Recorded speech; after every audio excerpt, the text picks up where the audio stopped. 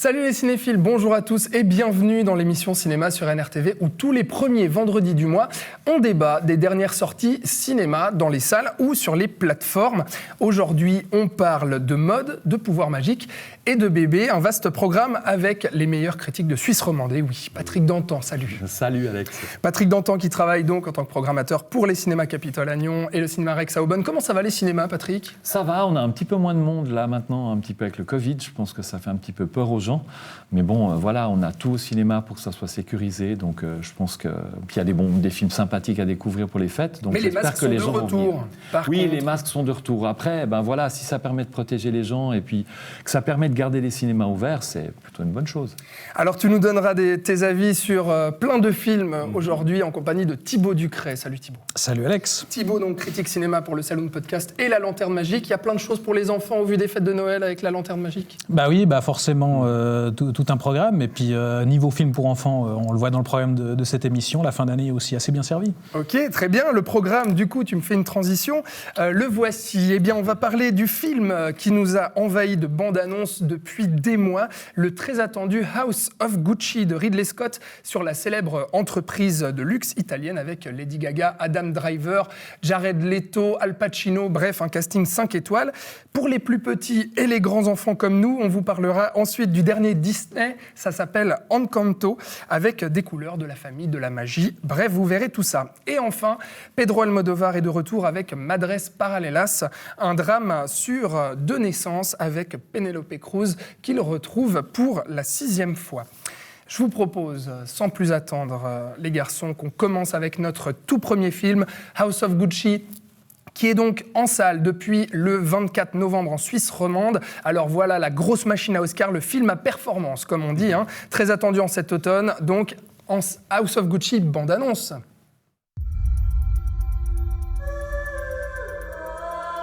It was a name that sounded so sweet, so seductive. Synonymous with worth, style, power. But their name was a curse too.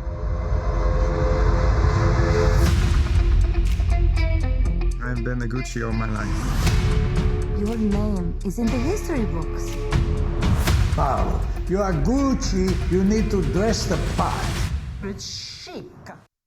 Gros casting, vous le voyez dans ce House of Gucci qui nous raconte sur 2h30 l'histoire vraie de la famille Gucci depuis les années 70 avec l'arrivée dans la famiglia de Patrizia Reggiani, bien décidé à mettre le grappin sur Maurizio Gucci et sur l'empire qu'il a dans les mains. Mensonge, trahison, séduction, argent, pouvoir, un cocktail qui rappelle All the Money in the World, l'un des derniers films en date de Ridley Scott, 83 ans, qui signe ici son 2e film de l'année, un mois seulement après l'excellent Le Dernier Duel. Alors Thibaut, tu regardais cette bande-annonce en disant « Ah bah c'est fou, ça a l'air beaucoup plus rythmé que ce qu'est le film au final. » Ben oui, non mais vraiment, parce que moi j'y allais assez confiant, parce que moi j'avais un peu lâché l'affaire avec Ridley Scott depuis 10 ans, et il m'avait vraiment reconquis avec Le Dernier Duel qui était vraiment excellent. Et du coup je trouve que la bande-annonce vendait effectivement un film assez hargneux, assez énergique, et c'est ce que voudrait être le projet, c'est-à-dire un biopic sur cette famille et qui fustige un petit peu cet univers de la mode, du luxe, et qui nous raconte les jeux, les luttes de pouvoir au sein de cette famille, tout ça, avec ce personnage d'outsider, de Patrizia Reggiani qui vient de l'extérieur, qui ne fait pas partie de ce milieu et qui va un peu dynamiter tout ça de l'intérieur. Donc ça promettait vraiment quelque chose. Et finalement, c'est tout mou. Je trouve que c'est à la fois un film, effectivement tout mou, tout plat, qui est largement pas aussi au vitriol que ce qu'on peut entendre parfois, et en même temps qui est hyper caricatural, parce que voilà, c'est une famille italienne, donc forcément on a des opéras italiens tout au long du film, on en fait des caisses, et notamment un des gros problèmes du film, on a Jared Leto qui est méconnaissable sous un maquillage assez impressionnant. Très bien le maquillage d'ailleurs. Voilà, dans le rôle d'un cousin de Maurizio Gucci, mais qui en fait des caisses, et il faut vraiment arrêter avec cet acteur, quoi. Enfin, il surjoue comme pas possible, et ça me confirme que voilà, c'est vraiment quelqu'un dont j'apprécie assez peu le jeu. Et, donc, Lady Gaga est bonne par contre. Alors, un truc effectivement positif, c'est que je trouve que n'avais pas vu son premier rôle dans A Star is Born, donc je ne sais pas ce qu'elle valait à l'époque, mais là, je la trouve vraiment convaincante dans le rôle. Adam Driver est un peu en sous-régime, mais là, le rôle le veut aussi, et à la limite, ce duo fonctionne assez bien. Il y a un casting assez chouette, il y a tout pour faire des choses intéressantes, mais au final, le film n'embrasse pas vraiment son sujet et reste un petit peu en encéphalogramme plat tout du long. T'es à nouveau très méchant aujourd'hui. Ben oui, c'est le Thibaut des mauvais jours. Mais ce ne sera pas ça tout le long de l'émission, je rassure les gens. Voilà, très bien. Patrick, qu'est-ce que tu penses de ce que vient de dire Thibaut? Est-ce que pour toi aussi, c'est tout plat, c'est tout mou? C'est assez plat, assez mou pour moi aussi. Je me suis un peu ennuyé pendant le film, alors qu'effectivement, j'attendais aussi quelque chose qui soit rythmé, un peu. Je trouvais que l'idée, effectivement, des luttes de pouvoir, aussi l'idée tout d'un coup d'une grande entreprise qui tout d'un coup va basculer, va être finalement reprise à la famille pour devenir une multinationale, ça c'est quelque chose qui pouvait être intéressant, qui avait déjà été... Tous les problèmes financiers sont des choses que Scott a traitées de manière assez percutante parfois. Et puis là, je trouve que le film est assez mou pour moi. Alors il y a un des gros problèmes dans le film, déjà au départ, c'est un petit peu la composition des personnages. C'est-à-dire qu'on a des personnages qui au départ ne ressemblent pas forcément aux personnages qu'ils vont incarner, et on fait tout ce qui est possible pour qu'ils ressemblent à ces personnages-là. Donc il y a Jared Leto, effectivement, qui en fait des pataquès. Des Américains qui prennent cet accent italien. Et pour moi, ça inclut aussi un problème au niveau de Lady Gaga. C'est-à-dire que je vois une actrice qui... compose un personnage, et pour moi ça va jamais au-delà de la composition du personnage, c'est-à-dire qu'il y a un registre qui est le même tout le long, avec l'accent qui est un petit peu le même tout le long, et puis du coup l'émotion qui arrive pas à apparaître au-dessus de cette composition-là. Je suis pas d'accord, parce que je trouve qu'elle incarne bien ce personnage qui est présenté vraiment comme quelqu'un de vicieux, et puis comme une femme qui veut vraiment mettre ce grappin sur le pognon, et au final plus le film avance, plus ce personnage est quand même assez ambigu, et puis finalement il a des failles assez touchantes. Alors moi je le trouve absolument pas ambigu, je le trouve linéaire. Alors c'est comme tu dis, c'est la méchante qui vient au départ, qui s'intéresse qu'à l'argent et puis qui va tout faire pour y arriver. Et je trouve que le personnage est très linéaire, et puis voilà, ça aide pas à rentrer, à apprécier le film. Ouais. Après, l'autre souci pour moi dans le film, c'est un niveau un peu esthétique par rapport à ce que fait Ridley Scott. J'ai l'impression qu'il n'a aucun point de vue esthétique dans le film. Plat, ouais. Il passe d'une séquence, on l'a fait comme ça, parce que c'est comme ça qu'on fait une séquence dans une disco. Après, il y a un bout en noir et blanc, on ne sait pas pourquoi. Après, on part le côté un peu chaleureux, vintage, intérieur, alors on fait un peu brun, avec de la fumée, etc. Enfin, il n'y a aucun style esthétique, il y a 10 000 styles esthétiques dans le film. Et puis d'ailleurs, c'est vrai que on pourrait s'attendre à une sorte de critique de cette famille avec les jeux de pouvoir où tout le monde veut décaniller tout le monde pour empocher Le film s'appelle House of Gucci. Enfin, moi, je m'attendais à du Game of Thrones, pour caricaturer un peu. Et au final, c'est un peu... on a l'impression de voir une pub de 2h40. T'as pas eu cette impression, toi? Ouais, si on veut, dans l'aspect lisse, c'est assez... Enfin, voilà, jusque d'entrée de jeu avec cette photo hyper terne, limite monochrome, où il n'y a aucune aspérité, finalement. Alors que ce que ça raconte, c'est quand même comment on en est arrivé à ce qu'il y ait un assassinat dans cette famille, quoi. C'est ça, exactement. Et on pourrait se dire, finalement, le film pourrait critiquer un peu cette maison Gucci. Et moi, j'entendais dans la salle pas mal de gens me dire « Ah, qu'est-ce que j'ai envie d'aller m'acheter un sac Gucci maintenant ?» Donc, je me suis dit, finalement, c'est pas très réussi. Voilà, on recommande... Vous êtes méchant, mais j'aime ça. J'aime quand vous êtes vilain, Patrick, Thibaut. On recommande quand même d'aller le voir ou pas? Après, voilà, il faut aller le voir comme un gros téléfilm de luxe avec beaucoup de moyens. En fait, c'est ça. Parce qu'il n'y a pas d'ambition artistique au-delà de ça, à mon avis, dans le film, malheureusement. Mais voilà, je pense qu'on passe pas non plus un mauvais moment en voyant le film. Moi, je recommande de rattraper le dernier duel qui est passé beaucoup plus inaperçu et qui valait beaucoup plus le coup. Mais c'est vrai, ça. C'est vrai que le dernier Ridley Scott est beaucoup plus intéressant, engagé dans un discours et pertinent, puis ça y va, quoi. Adam Driver aussi. Qui jouait un chevalier. D'ailleurs, Adam Driver est plutôt pas mal, lui, dans House of Gucci. Absolument. Voilà. Bon, donc du coup, un peu mitigé, on recommande pas de ton côté. Patrick, quand même, on passe par un mauvais moment, à ce que j'ai compris. On va voir ce que vous pensez d'un film pour enfants, du dernier Disney. On va vous parler maintenant de la magie et de la vraie, on espère cette fois, avec le film familial des fêtes de fin d'année, le nouveau Disney sur la famille Madrigal dotée de pouvoirs magiques. Ça s'appelle Encanto et c'est en salle, lui aussi, depuis le 24 novembre.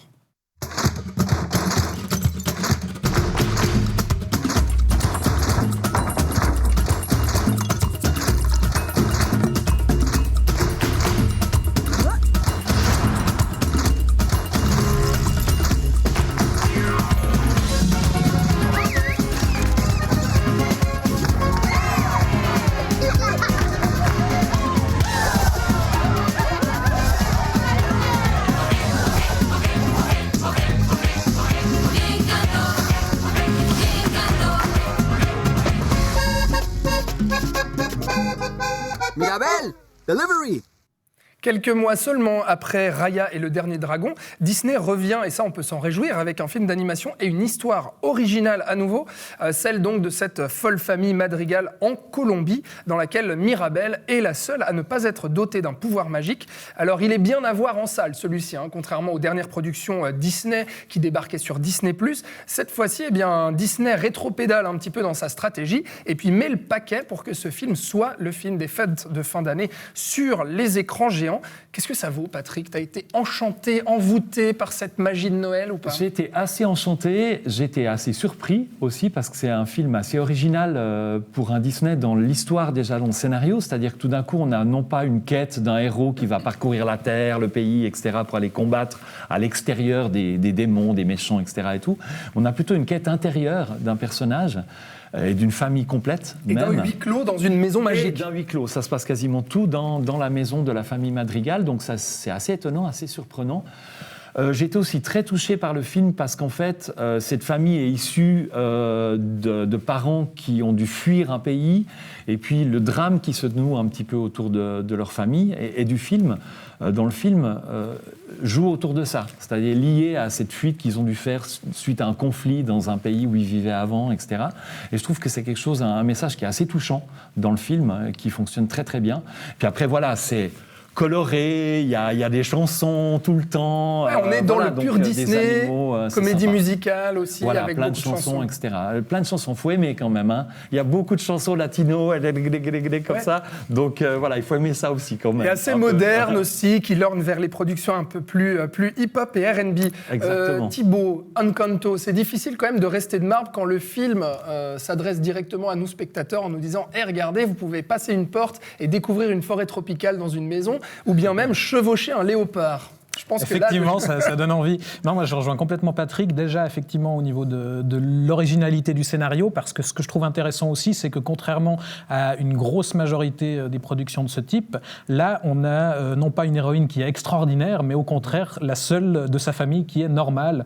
Elle est entourée de gens qui ont des pouvoirs fabuleux, et elle, c'est la seule personne normale et qui va devoir trouver sa place. Alors, il y a pas mal de choses qui rappellent un petit peu, on l'a comparé assez rapidement dès les premières images au Coco de Pixar, et effectivement, le fait que ça se passe en Amérique du Sud, que ça parle de la famille, voilà, la musique, de la tradition, de la question de l'héritage, etc. Mais je trouve que voilà, ils arrivent quand même à trouver une originalité dans ce qu'ils racontent. Effectivement, dans ce parti pris qui est assez ambitieux, mine de rien, de faire effectivement un huis clos où on ne va pas parcourir le monde, où on va rester dans l'enceinte de cette maison, mais qui est effectivement plus grand que ce qu'on voit de l'extérieur. Ouais. Et puis, moi, ça faisait longtemps que je n'avais pas vu un Disney qui assumait autant justement le parti pris comédie musicale. Dès la première chanson, moi, je m'étais dit, ça envoie, on a du vrai spectacle.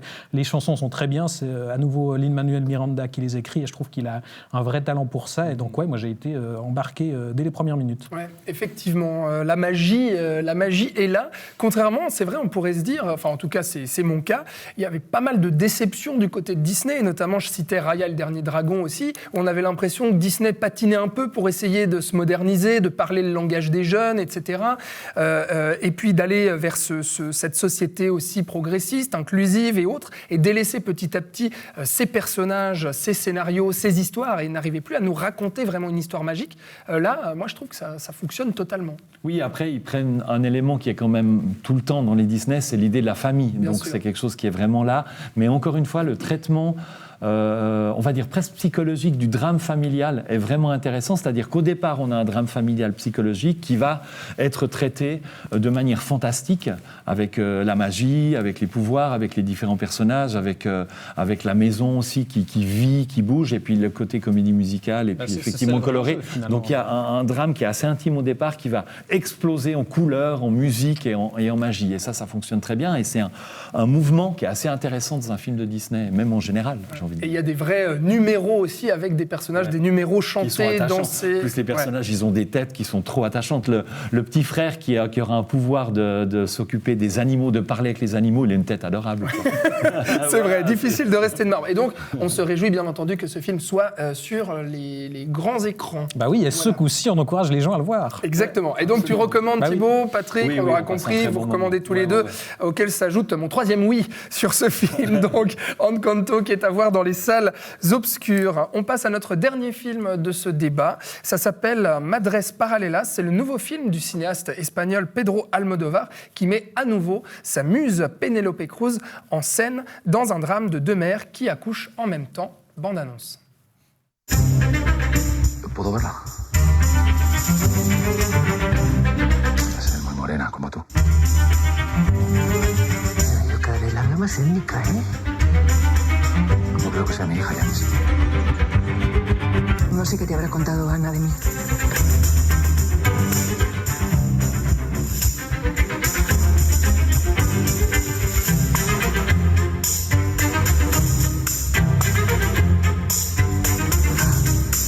¿No pensaste nunca en mí? Todo el tiempo.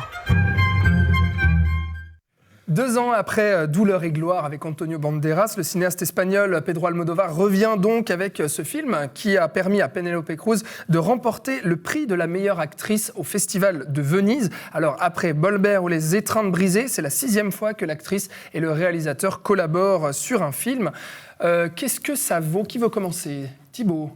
Allons-y. Ça vaut, on parle de famille, de filiation, comme un tanton, c'est vraiment l'émission thématique familiale. Mais c'est un autre délire, quand même. Ah, c'est un autre rapport à la famille, effectivement. Moi, je recommande aux gens de se renseigner le moins possible sur le film en allant le voir, parce que, spoiler déjà, je recommande aux gens d'aller le voir. Moi, je suis allé dans la salle en sachant justement le strict minimum sur le pitch, à savoir que ça racontait la maternité en parallèle de 2 mères célibataires, voilà. Et au final, moi, j'ai mis un peu de temps à être embarqué. Au début, je me disais, où est-ce que ça va ? Et en fait, petit à petit, quand j'ai commencé à comprendre là où on allait dans le rapport à la maternité, justement au mensonge aussi, à la mémoire, et il y a tout un lien aussi hyper intéressant, je trouve, avec l'histoire de l'Espagne et la question du devoir de mémoire, qui est au final, qui au départ n'a l'air d'avoir aucun rapport avec cette histoire de mère célibataire, mais qui finalement prend sens petit à petit. Parce qu'on va juste replacer le contexte, c'est que le personnage de Penélope Cruz recherche à rendre hommage aussi à ses ancêtres victimes du franquisme. Voilà, dans son village, en fait, elle veut exhumer une fosse commune donc, qui date effectivement de l'époque franquiste pour mettre à jour les victimes. Et voilà, il y a justement cette question du devoir de mémoire qui est peu à peu liée à cette double maternité. Et quand, petit à petit, les pièces s'assemblent. Et moi, vraiment, quand j'ai commencé à comprendre là où ça allait, j'ai trouvé ça assez passionnant. Et on vire petit à petit vers le thriller psychologique et ça devient vraiment prenant pour moi. Eh bien, très enthousiaste sur ce film. Thibaut, on va voir si Patrick te rejoint. Moi, je suis un petit peu modéré sur le film. J'aime beaucoup toujours la réalisation d'Almodóvar, le soin apporté à la composition des plans, au choix des couleurs, des accessoires, mais chaque détail est vraiment soigné. Puis je pense que les gens qui aiment Almodóvar, dès le départ du film, ils vont vraiment accrocher à ça et puis avoir beaucoup de plaisir par rapport à cet aspect-là du film. C'est du pur jus de son cinéaste, ça c'est vrai. Absolument, ouais, on le reconnaît tout de suite, quoi. Et après, il y a aussi Penélope Cruz qui est vraiment magnifique, comme tu le disais, prix d'interprétation à Venise. Je trouve qu'elle est à la fois très solaire dans le film, puis à la fois un petit peu, il y a quelque chose de tragique qui lui arrive aussi. Donc entre le désespoir et le côté solaire, elle est vraiment merveilleuse. Après, par rapport à l'histoire, je trouvais que la composition du scénario est un peu une suite de scènes où on discute assis, dans une cuisine, dans un bar, etc. Puis je trouvais qu'au niveau de la mise en scène, il y aurait pu y avoir quelque chose qui était peut-être un peu plus surprenant et moins répétitif. Et là, par moments, ça fait un peu telenovela quand même. Voilà, un petit peu. En même temps, Almodóvar, il a toujours absolument dit je fais une sorte de telenovela, c'est une influence qui renie absolument pas, quoi. Donc voilà, il y a ce côté-là un petit peu répétitif dans la mise en scène. Et puis j'avais un petit souci, c'est que souvent je devinais en avance ce qui allait se passer dans le film au niveau du scénario et je devinais avant les personnages. Donc je passais un peu du temps à me dire c'est ça qui est intéressant ok, il va arriver ça, etc. Thibaut. Enfin, justement, moi, petit à petit, j'ai commencé à voir où ça allait et en fait, ça se fait par étapes sans trop en révéler. Et justement, c'est ça qui est intéressant, c'est qu'il y a aussi cette idée de ne pas vouloir voir. Enfin, on se dit ça va forcément là, mais j'ai pas envie de voir ça. Et les personnages non plus n'ont pas envie de voir ça. Et c'est pour ça qu'on a ce lien justement à l'histoire, d'exhumer l'histoire, enfin de déterrer un passé. Ouais. Alors voilà, moi du coup cette chose-là, ça m'a plutôt un peu empêché d'être ému par rapport à ce qui arrivait au personnage. D'autant que j'ai l'impression que Almodóvar a un petit peu de mal aussi à se renouveler et puis devient un peu plan-plan. Moi c'était déjà mon avis sur Douleur et gloire. Moi j'ai trouvé Douleur et gloire exceptionnel. Enfin voilà, donc personnellement j'étais beaucoup plus fan du film précédent que de celui-ci. Ouais. Mais là c'est vrai que je rejoins Patrick, Thibaut, j'ai l'impression qu'il y a ces deux histoires entre l'époque l'époque franquiste et puis ce drame entre ces deux mères a du mal à s'imbriquer en fait. Bah justement, moi au départ, j'avais de la peine à voir où ça allait, mais je trouve que thématiquement, elles se rejoignent très clairement. Et puis ça commence sur cette histoire du passé qu'on veut déterrer et ça se termine là-dessus. Bon, alors finalement, t'es peut-être le moins méchant de nous trois dans cette émission. J'ai progressé au fil de l'émission. C'est dingue, on fait taire les mauvaises langues du coup, Thibaut. Voilà, tu n'es pas si méchant que tu en as l'air. Après, c'est vrai que c'est un film qu'on doit conseiller quand même, quoi, parce que ça reste un film d'un réalisateur important qui est tout à fait dans la ligne de ce qu'il fait. Et puis quand on aime Almodovar, c'est bien de voir le film. Ah, donc tu recommandes aussi Patrick, oui, finalement. Oui, voilà. D'accord. C'est peut-être pas son meilleur, mais voilà. Bon, et puis on l'aura compris, Thibaut recommande aussi, Patrick, donc voilà. Donc allez voir ce film qui est en salle depuis le 1er décembre, je ne l'ai pas dit tout à l'heure. Voilà pour notre débat critique de cette émission cinéma sur NRTV. On va passer à présent à l'agenda des sorties cinéma à voir dans la région de la Côte et particulièrement dans le district de Nyon. Alors avec toi, Patrick, bien entendu, pour Noël, le festival Vision du Réel, les villes de Nyon et de Gland et les cinémas Capitole à Nyon offrent des séances aux cinéphiles. Oui, c'est des séances qui auront lieu le samedi 11 décembre dans les deux villes. Alors à Nyon à 11h avec le splendide documentaire La Panthère des Neiges qui suit l'aventure de l'auteur Sylvain Tesson et du photographe Vincent Munier à la recherche de la Panthère des Neiges. Ça sera à 11h donc au Capitole à Nyon et à 17h le même jour à Gland. Ça sera le film L'ours en moi. C'est un documentaire du réalisateur suisse Roman Droux qui nous emmène en Alaska où il s'est plongé en immersion dans la vie des ours. Voilà. L'entrée pour les deux séances est gratuite, ça c'est important à savoir, c'est cool. Dans la limite des places disponibles, bien entendu, et c'est à retirer en avance au Cinéma Capitole pour la projection de Nyon et sur gland.ch pour la projection dans cette ville. Voilà, donc deux jolies projections de Noël à voir à Nyon et Gland, donc en collaboration avec Vision du Réel et les deux communes. On passe à un autre événement, projection unique du film Ghost en collaboration avec Amnesty International. C'est le mardi 14 décembre à 20h30 au Cinéma Capitole. C'est un film qui est le portrait puissant de la Turquie contemporaine qui va suivre 4 personnages qui vivent dans un quartier populaire qui est un peu en mutation.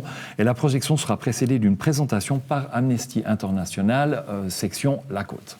Et puis pour les familles, au-delà du dernier Disney, il y a aussi autour des animaux, une séance de Noël pour toute la famille au cinéma Rex à Aubonne. Le samedi 18 décembre à 15h, projection du film Le Loup et le Lion, mais qui sera suivi sous les halles de la ville d'une dégustation de crêpes et de la venue du Père Noël, voyons. Pas mal. Le Père Noël vient à Aubonne alors. Absolument. Il fait toute une tournée en fait dans les villages du haut de la côte, etc. et tout, du pied du Jura et tout. Bon, il est très animalier, ton agenda, ce mois-ci. Ah bon? Voilà. Attends, une panthère des neiges, un ours, un loup, un lion. Ouais, un peu. Très bien, merci beaucoup Patrick pour cet agenda des sorties donc, dans le district. On va passer à vos coups de cœur, messieurs, maintenant. Un coup de cœur chacun, à voir en salle d'ailleurs, ces deux films-là. On commence par toi, Thibaut. Ton coup de cœur, c'est Où est Anne Frank de Harry Folman. C'est un film d'animation qui sort dans les salles le 8 décembre. Oui, donc Harry Folman, qu'on connaissait pour Valse avec Bachir et Le Congrès, donc deux films d'animation assez atypiques. Et là, il récidive avec cette histoire qui imagine que donc Anne Frank, qui était cette jeune fille qui s'est cachée pendant 2 ans dans un appartement secret à Amsterdam pendant l'occupation nazie, elle écrivait dans son journal en s'adressant à une amie imaginaire, Kitty, et il imagine justement que aujourd'hui, cette amie imaginaire prend vie dans l'Amsterdam d'aujourd'hui et se demande où est Anne Frank justement, parce qu'elle voit que son nom est partout. Il y a des rues Anne Frank, il y a des musées Anne Frank, mais elle ne retrouve pas la vraie Anne Frank. Et voilà, on va explorer un petit peu, on va faire une adaptation en fait assez décalée du journal d'Anne Frank, parce qu'on raconte aussi son histoire, et on fait un parallèle avec l'époque d'aujourd'hui, tout ça dans un film d'animation qui mélange le dessin animé et le stop motion, dans un truc vraiment intéressant au niveau visuel et très poignant dans ce que ça raconte. Donc pour les familles, là aussi. Alors, ça reste le journal d'Anne Frank, donc voilà, c'est quand même un sujet assez dur, mais il arrive à le traiter de manière à le rendre accessible, en tout cas aux enfants, peut-être pas aux tout jeunes enfants, mais en tout cas à rendre ça assez familial quand même, oui. Eh bien, merci. Alors, c'est noté. Où est Anne Frank de Harry Folman, donc à voir dans les salles à partir du 8 décembre. Et puis, à partir du 15 décembre, allez, on reste dans le thème animalier. Je sais que ça te branche, Patrick. Voilà, tu as esquissé un petit peu ton coup de cœur. Vas-y, dis-nous, c'est La Panthère des Neiges de Marie Amiguet et Vincent Munier. Oui, absolument. Non, mais c'est un film animalier qui est vraiment exceptionnel et puis différent de beaucoup de films d'animalier que j'ai pu voir jusqu'à maintenant. Alors, en fait, Vincent Munier, c'est un photographe animalier qui a fait beaucoup de photos dans le Nord, plutôt. Et il va entraîné l'auteur Sylvain Tesson, aventurier, auteur, au Tibet pour aller photographier et voir la assez rare et mystérieuse panthère des neiges. Alors on a d'un côté cette aventure, elle va donner lieu en fait déjà à un livre de Sylvain Tesson qui va devenir le prix Goncourt en 2019. Et Vincent Munier va faire des photos, des choses comme ça qui vont être pas mal exposées, qui vont donner lieu aussi à des livres. Et maintenant, il y a ce film qui est à la fois splendide au niveau visuel, parce qu'on a vraiment la capacité de Vincent Munier à faire des photos incroyables et à découvrir des animaux qui sont assez atypiques, parce qu'on est dans les hauteurs du Tibet, donc ce n'est pas des animaux qu'on voit souvent. Donc ce n'est pas un documentaire animalier comme les autres, quoi. Voilà, exactement, parce qu'il y a une autre part qui est le texte de Sylvain Tesson, qui va en fait s'intéresser et nous poser des questions sur notre rapport à la nature, mais aussi sur comment on se met en contact avec la nature et de manière plus large à ce qui nous entoure. Comment on est encore à l'écoute des choses, des gens, de la vie et des choses comme ça. Et ça va donner un film animalier qui est peut-être un peu plus lent, un peu plus contemplatif que d'habitude, mais qui a une splendeur absolue, quoi. Donc vraiment, allez-y. Et ben voilà, c'est noté, la Panthère des Neiges. Donc on a vu qu'on pouvait le voir donc dans une séance spéciale à Nyon, et puis dans toutes les salles en Suisse romande à partir du 15 décembre. Exactement. Merci beaucoup Patrick, merci Thibaut donc d'avoir participé à cette 4e émission cinéma qui touche à sa fin. Alors je vous dis à nouveau que House of Gucci, on vous déconseille, que Encanto, on vous conseille d'aller en famille, et puis que Madres Paralelas, le dernier Pedro Almodovar, vous conseille d'aller le voir. Vous, alors, est-ce que vous les avez vus, ces films, à l'heure où vous regardez cette émission? Est-ce que vous êtes d'accord avec nos critiques? Dites-nous tout en commentaire sur YouTube, Facebook et Instagram de Nyon Région Télévision. On se réjouit de vous lire, et puis surtout, eh bien, de donner vos commentaires à nos critiques lors de la prochaine émission. On compte sur vous, et puis on vous dit, eh bien, à la fin décembre, puisqu'on aura une émission spéciale fête de fin d'année avec des gros morceaux qui arrivent gros dans les salles obscures. Voilà. On ne vous en dit pas plus. On vous laisse sur ces belles paroles. Allez au cinéma, allez dans les salles obscures. Il y a plein de bons films à voir. Merci de nous avoir regardés. C'était l'émission cinéma sur NRTV. À bientôt.